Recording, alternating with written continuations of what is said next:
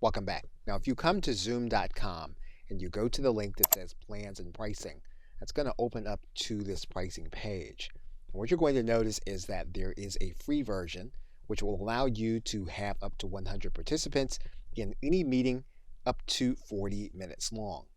You can have unlimited one-to-one meetings or group meetings, and those group meetings include video conferencing with video and audio and the ability to see the speaker in full screen.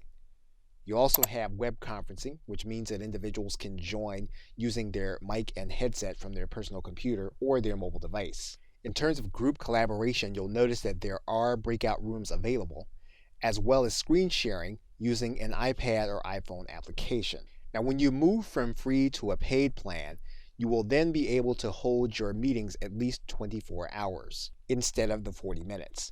You'll also be able to have multiple users and manage those users, as well as reports that you can analyze.